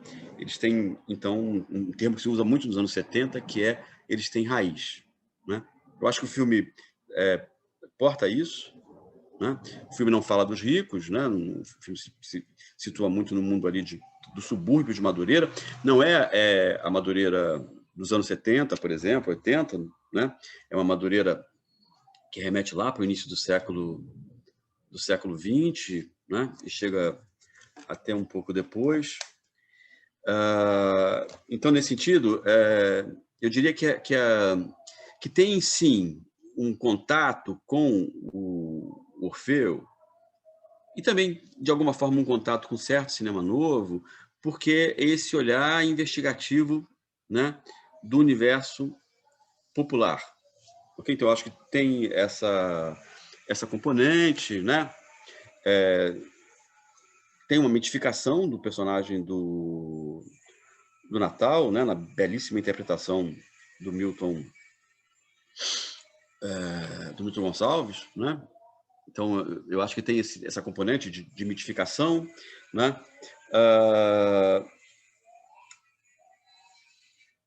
Mas eu acho que tem uma coisa, o filme está apontando ali para uma coisa nova. Isso que talvez seja o que eu mais goste nesse filme, né? Porque os filmes brasileiros, né, de um certo período, desses que, digamos assim, abarca os anos 40 até os anos 70 e um pouco mais adiante, e os pobres são pensados do ponto de vista da narrativa brasileira, né? Então, é como eu penso o popular na narrativa brasileira. E, claro, numa certa narrativa oficial brasileira. Me dá a impressão, quando eu vejo aquele filme, né, que há um certo recorte ali, ou um certo corte na continuidade, né, desse modo de conceber os pobres. Me parece que ali o traço étnico-racial começa a ganhar um relevo e um certo descolamento em relação à questão da brasilidade, né? O filme me soa muito interessante quando ele vai tentar falar o que é uma uma área periférica de uma cidade que começa a se metropolizar, que é o Rio de Janeiro, em meados do século XX, né? E que essa área ela é majoritariamente ocupada por negros mestiços, né? E que modos de vida são desenrolados, que formas de viver são desenroladas ali, com muitas contradições, inclusive essa contradição que envolve a contravenção do bicho, a emergência desses mandonismos ligados a essa loteria, né? E como isso vai gerando encadeamentos, claro, com o carnaval, mas também com os poderes políticos, com as formas de poder, de dominação política legitimadas. Então, eu acho que, sim, é um olhar socioantropológico, sim, mas eu acho que é curioso, que eu acho que é importante nesse filme é que o Brasil, no sentido do Brasil mestiço, miscigenado, né, otimista, de alguma forma, ele não é um pano de fundo seguro, né? O que mais vai interessar ali, né, é como se pode refletir, né, acerca das contradições de uma sociedade multicultural, sim, né, no sentido um pouco leviano do emprego do termo, né, de uma sociedade multicultural, mas muito contraditória, né? E como essas contradições elas estão ali atravessando a relação entre aqueles que a princípio seriam próximos, seriam iguais, né? Como a honradez, a nobreza, de alguma forma, do personagem do Natal, né? Também diz respeito ao modo como ele agencia práticas criminosas, né? Como ele se define, como ele vai se definir um chefe mandonista, né? Na mobilização do poder econômico, né? Que é possível a partir do jogo do bicho e das práticas, né, que estão relacionadas ao jogo do bicho. Então, eu acho que tem alguma coisa que está se abrindo, né? Eu fico imaginando que esse momento ele é o momento, por exemplo, da publicação da tese da Alba Zoloar sobre a máquina e a revolta, né? Essa tese de antropologia da Alba, que é um documento importante, né? A Alba foi uma pessoa muito alvo de celeumas, mas ninguém pode negar a importância dela na implantação de uma agenda, né? Eu acho que o filme do Homem do Braço Só, do Natal, eu acho que ele ajuda a gente a pensar nessa agenda, sabe? Assim, essa agenda que está falando, olha, não, de fato, isso aqui faz parte do Brasil, mas isso aqui tem pontos, né, que não se reduzem, de forma nenhuma não se restringem, são irredutíveis, né, a essa narrativa do grande país tropical, carnavalesco. E, sob esse ponto de vista, eu acho que isso também é muito importante, o filme ajuda a olhar também o carnaval de uma outra maneira. Esse carnaval glorioso, esse carnaval brilhante, né? Esse carnaval glamuroso que toma a Marquês de Sapucaí, né? Da onde ele vem, sob que condições ele é feito, né? Então, se o filme tem limitações, né, de recursos, pecados, né, mas eu acho que esse filme tem um ganho nisso, né? Ele me traz um ganho nesse sentido de que ele começa a perfilar o popular de uma outra maneira, né? Edson, acho que tem uma coisa muito importante que você falou aí, né? Eu acho que essa ideia de que o Brasil ele pode ter muitos recortes, né?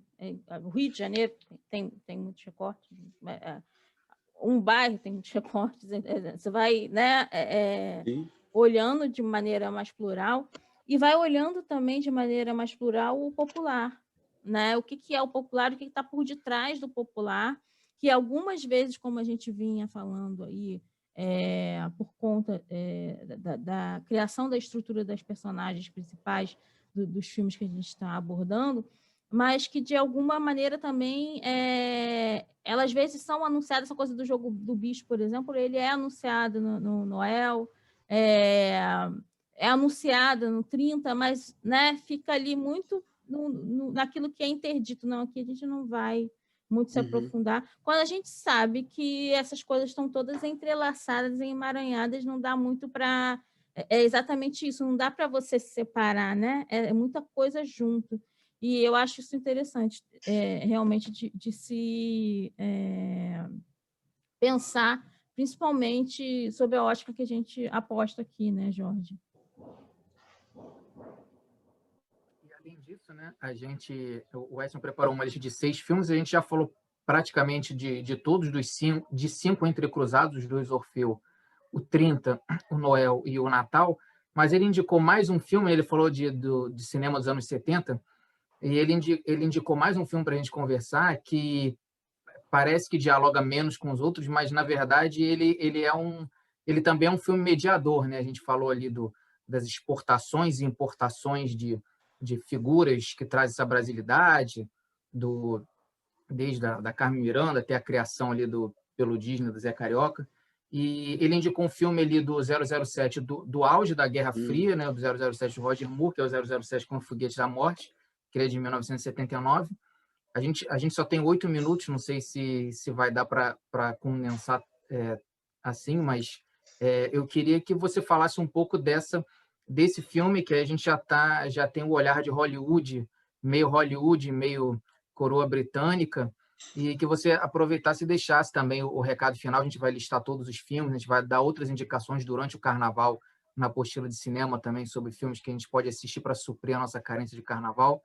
E aí eu queria que você falasse desse e deixasse um recado final para a gente, Edson. Agradecer muito pela sua masterclass sobre audiovisual e o Carnaval também na nossa programação carnavalesca da Apostila de Cinema. Muito obrigado. Vou agradecer daqui a pouco, mas para otimizar o nosso tempinho. Então, quando eu sugeri o filme do 007, primeiro que digamos assim, é um grande veículo de divulgação, né? E se o Carnaval, naquele momento, ele era eleito para fazer parte de um episódio do 007, é porque também o Carnaval era motivo de muita atração, né? Era um ícone que despertava interesses de mercado. E é importante dizer que a capa da revista Times, de 1978, de fevereiro de 78, foi exatamente a foto do abre-alas da Beija-Flor, um abre-alas que se tornou célebre, né? Do enredo A Criação do Mundo Segundo a Tradição Nagô, que são várias mulheres, né? Em patamares distintos do carro, né? Que aparecem como se estivessem desnudas, mas tem uma malha nos seios, né? Tendo a Pinar, essa figura emblemática da Pinar, né? Pinar, sua careca, no cume do carro. Então, essa foto sai em fevereiro de 78 na capa da Times, né? E nesse mesmo ano, então, o Carnaval é feita as filmagens do filme nesse desfile de 78, né? Embora o episódio só seja lançado para 79. Então, quando eu pensei nesse filme, eu estava pensando numa coisa que eu acho que a gente também não pode esquecer, né? Que é essa dimensão comercial do Carnaval, né? Quer dizer, indiretamente o filme está dizendo isso. Olha, o Carnaval, sim, o Carnaval é um importante elemento hoje nessa engrenagem toda da indústria da produção de sentido, né? da indústria da imagem, digamos assim. E esses anos 70, né, essa metade final dos anos 70, elas são, digamos, é um divisor de águas. Né? Todos os grandes os investimentos começam a ser feitos, né, na conexão entre carnaval, turismo e indústria da imagem, começam a dar resultados. Investimentos que ganham vulto a partir dos anos 60, no governo Carlos Lacerda, né, aqui no governo da antiga Guanabara, né, na criação do todo o complexo hoteleiro na orla, né, da Zona Sul Carioca. E já naquele momento, que era o projeto onde o governo Carlos Lacerda lança um projeto chamado Projeto Novo Rio, no texto aparece a necessidade de se escolhe, né, que as escolas de samba devem ser o alvo de exploração turística da cidade. E da cidade que tem uma vocação turística, ela tem que viver a partir daquele momento dessa vocação turística, já que ela perdeu o status de capital federal e deixa-se, então, de obter recursos por esse status de capital federal. Ora, os anos subsequentes marcam, né, um investimento crescente por parte do Estado do Rio, do Estado da Guanabara e também do governo federal. À época se cria a Embratur, vai se criar a RioTour no Rio, né? A passarela, então, o desfile, né, que já tinha arquibancada, começam a conhecer alterações, crescem os degraus de arquibancadas, né? Se instaura, não só existe aquele palanque para receber as autoridades e os jurados dos desfiles e alguns outros convidados. Não, começam a se criar os camarotes, a iniciativa privada e empresarial começa a entrar, né, no oferecimento de serviços, se estabelecem, então, divisões na participação enquanto assistente do desfile. Então, você tem as arquibancadas mais populares, as arquibancadas melhor situadas e, portanto, mais caras, mas você também tem os camarotes. Então, o filme, eu acho que o filme do 007, o que ele está nos dizendo é isso aqui. Ora, isso aqui hoje é parte de uma indústria muito rentável, que é o entretenimento, né? Então, foi nesse sentido que eu pensei nesse filme. Bom, eu queria muito agradecer a oportunidade, né, dessa conversa, né? Esse é o tipo de conversa que, por mim, ela se torna quase que sem fim, né? Porque é uma espécie de cachaça, junta cinema, audiovisual e carnaval, né? Eu não quero outra coisa na vida. Mas eu agradeço muito a oportunidade e quero também frisar que eu acho esse trabalho de vocês belíssimo, né? Acho uma grande ideia. E tomara que ele prospere bastante. Bom, e para encerrar, eu acho importante a gente pensar de novo, né, o quanto a produção cultural, artística, né, dizem respeito a modos distintos de conhecimento, né? E um pouco disso aparece aqui no que a gente acabou conversando, né?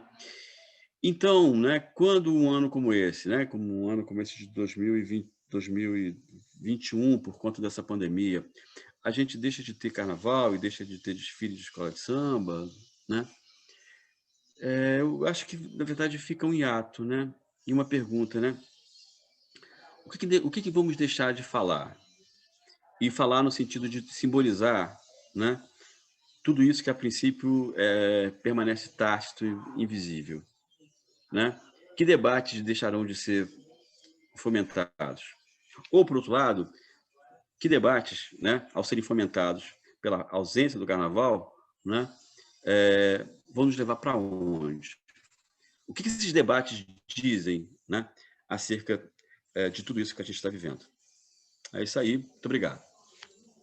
Edson, a gente agradece enormemente a aula, né? A gente vai dar um encerramento mais adequado para essa aula, porque acho que é importante continuar alguns diálogos aqui. E saiba que você tem sempre espaço aberto na apostila, qualquer coisa que você queira propor, a gente está aberto porque é muito bom encontrar, como eu disse anteriormente, pessoas que pensem o cinema como esse espaço de diálogo mesmo, né? De possibilidade de diálogo de outras artes, né? E a ampliação do cinema, né? O Jorge sabe que eu sou uma benjaminiana, não sei se você sabe, mas eu vim da corrente aí da filosofia do Walter Benjamin. Então, assim, para mim é muito importante ter esse espaço de debate, né? De conversar sobre cinema, de trocar olhares, né? Bom, é só para dar um encerramento aqui nessa aula que foi o encontro com a Edson, né? Agradecer muito a presença dele, a disponibilidade de tempo para refletir sobre os filmes e essa reflexão final que ele deixou aí para a gente pensar. Como vocês sabem, a apostila tem uma opinião muito direta em relação a aglomerações desde o início da pandemia, né? Eu estou aqui com o carnaval dentro de casa, mas aqui permanecerei. Acho que houve uma boa conjunção aí de fatores, porque, coincidentemente, Jorge e Edson usaram o preto, né? Eu acho que também isso é uma outra maneira de se encarar esse momento. Mas lembrando que existem questões sanitárias que nos impedem de brincar o carnaval, né? Por mais que acho que cada um aqui tenha uma relação com o carnaval diferente. Então, permaneceremos em casa. A ideia de trazer esse tema também com contexto antropológico e sociológico vem muito para a gente debater a construção de uma imagem do Brasil, da brasilidade, né, da cidade do Rio de Janeiro, mas também pensar no que nos tornamos e no que nos estamos tornando no presente, né? E eu acho que... E aí eu tentei falar isso no final da nossa conversa com o Edson, não deu tempo, mas eu acho que esse debate entre as relações imagéticas e a cultura popular, trazendo a antropologia, as ciências humanas, né, como um todo, a sociologia, a antropologia, a história, eu acho que ele, nesse momento, é extremamente, acho que vital mesmo, para a gente pensar numa sociedade, uma possibilidade de uma construção de sociedade mais sadia, e eu não estou falando só do vírus, né? Eu estou falando nas desigualdades que o vírus, de alguma maneira, faz com que salte aos nossos olhos, mas que já estavam aí, e muitas, por vezes, a gente prefere ignorar, mas tem 2 indicações já na apostilas minhas, a gente vai fazer outras indicações de filmes durante o carnaval sobre o tema, ou que perpassem o tema, e também trabalhando com essa questão que o próprio Edson sugeriu no debate do carnaval que vai ao cinema, o cinema que vai ao carnaval, né?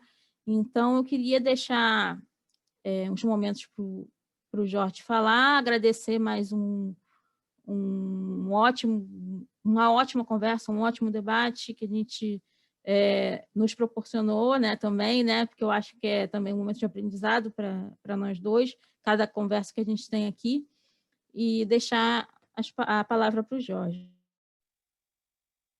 Lembrar que dos 6 filmes que ele indicou, o Orfeu Negro você assiste na Amazon.